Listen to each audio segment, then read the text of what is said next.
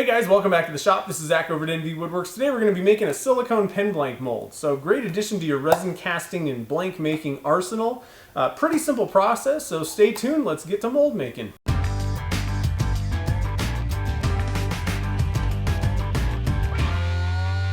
So what we have here are 4 pieces of MDF that I've cut. They're 1 inch wide by 1.5 inch tall. And they're about 5 inches, maybe 6 inches long, 5.5.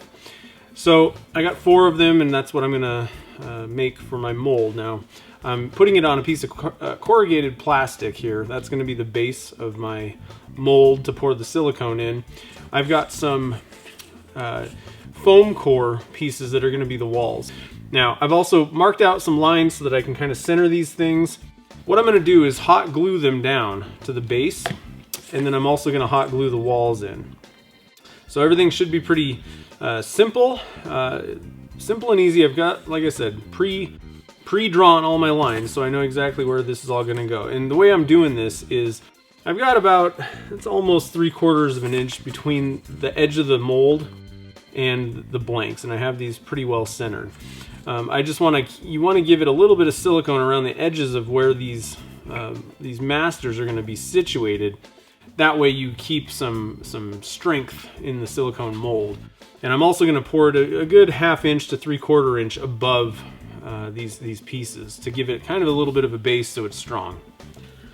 So I have little spacers. Kind of figured out how to get this. I have my first piece is going to go right here, and then each individual piece is going to be separated by 3/4 of an inch. So let's get started.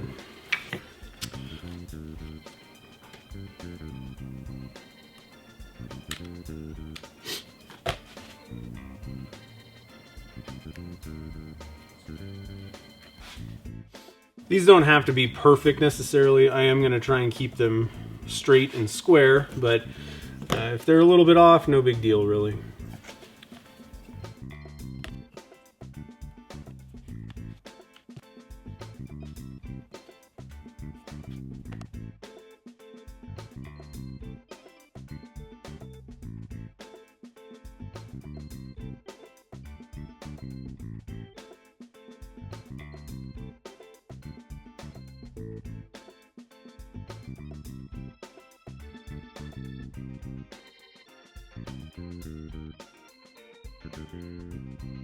Alright guys, we got our mold ready to rock. It's time to pour some silicone. So what I've chosen today is Alumilite's High Strength 1 mold making silicone. So it's a 10-to-1 ratio. You're going to pour 10 parts of the silicone to 1 part of this hardener.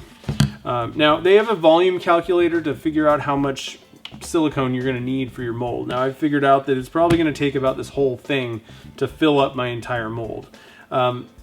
I'm going to do this in stages though. You don't have to pour a significant, if it's a really big amount of silicone, you don't have to do it all in one shot. Silicone will stick to itself very well. It's not going to stick to anything else. So what I'm going to do is I'm going to mix up probably about 1/4 or so, and then pour that, and then mix up 1/4, and that way if my calculations are off for some reason, I'm not going to completely overshoot it and mix up too much of the silicone. That's the other advantage. If you are going to be pressurizing your mold, which I am going to be doing that, I'm using Alumilite resin, casting resin in this, and it requires a pressure pot to get rid of the air bubbles in the resin.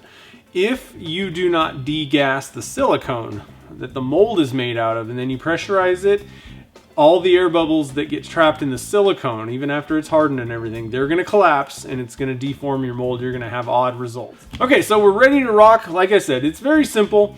10-to-1 by weight. You're going to measure these, mix it up extremely well. Make sure you scrape the sides of the cup that you're mixing it in real well. Degas it, and then you're going to pour it in the corner bottom of your mold. Let it flow up. You can do this in multiple stages. You don't have to wait till it cures or anything like that. Just mix up another batch, degas it, and then pour it again. Now you could wait also. It'll also work even if the silicone has set up. You can add more to it. It's going to stick to it just fine. So let's get rocking. We're just going to set this to music, and you can kind of watch the steps as I go.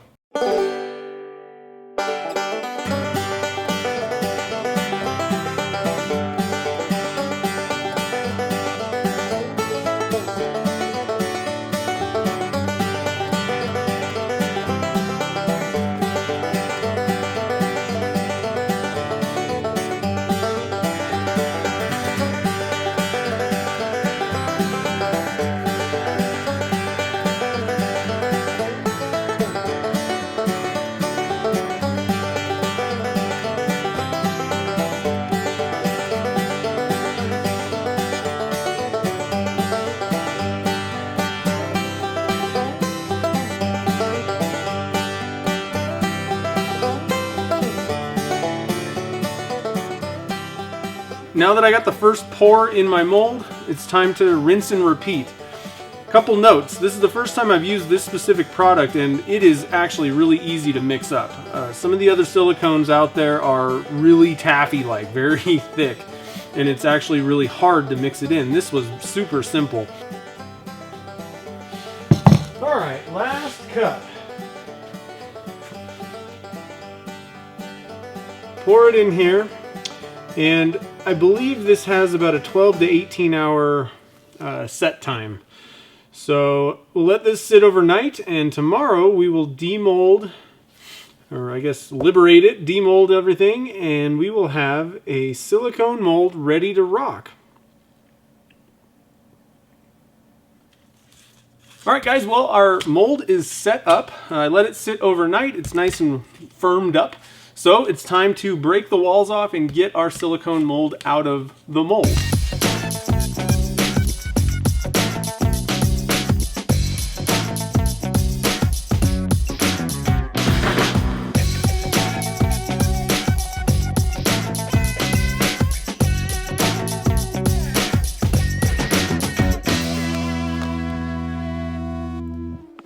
Alright, so we got our little wooden chunks finally liberated. It took a little doing to get this out. Now, I didn't sand these at all, and that was the reason that I had a little bit of difficulty getting it unstuck.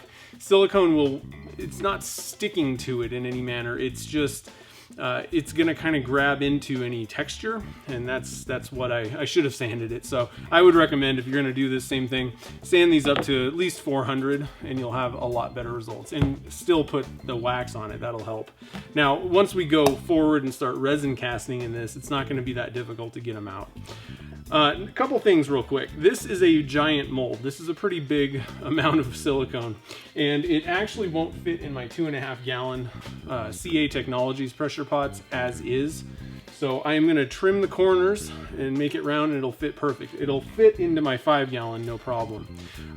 If you are making this and you have a Harbor Freight pressure pot, think about the dimensions and make sure that your mold is going to fit in your pressure pot before you make, before you design and make the mold.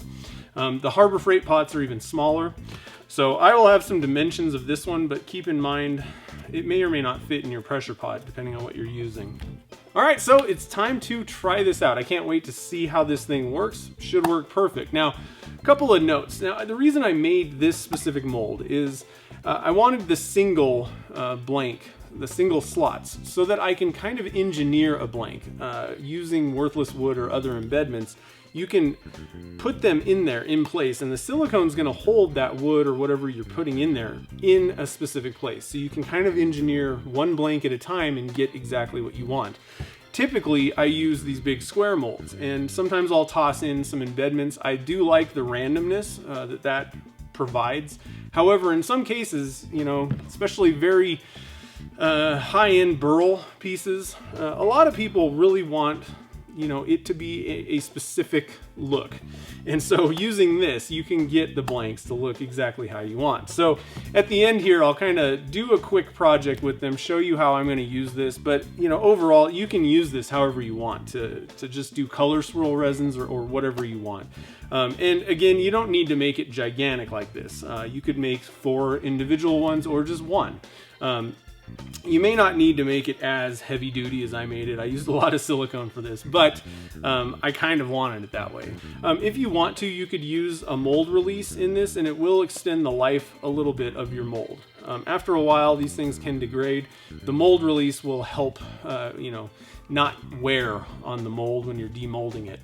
But I typically don't really want mold release in there, because the whole point for me is to kind of have things stuck in there. So I'm probably not going to use mold release when I'm using this with Alumilite.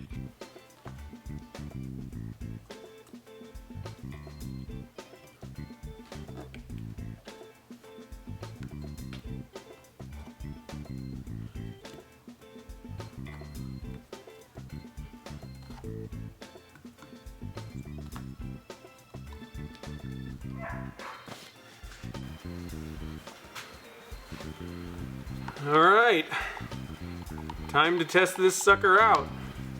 Got a little bit of pearl, pearl white, and we got a spacey mixture, black. So, here we go.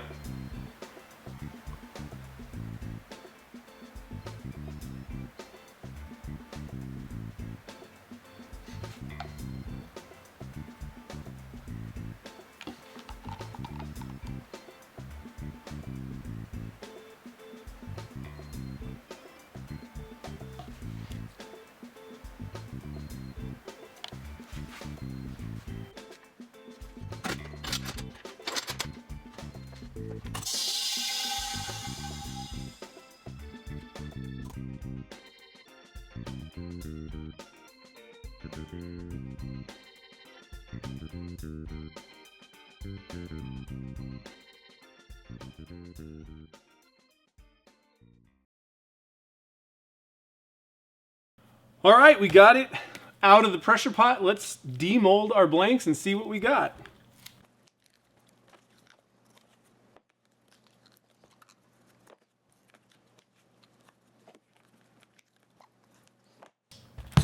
Okay, so we got our blanks out. They're looking awesome. The mold worked exactly as I had hoped. I can't wait to turn these things up. So I'll probably sand these up a little bit, polish them so you can kind of get a look at what I made out of these things. But overall, the mold worked perfectly, and I was really happy with the Alumilite silicone. It worked, it was really easy to stir. That was the surprising part. And the mold, turned out perfect. So I hope this video helped out. Sometimes if you haven't ever used the product or done a technique, you have a little trepidation getting into it. But I guarantee silicone mold making is not any harder than pouring resin, really. Mix part A and part B, dump it in your master mold, you're good to go.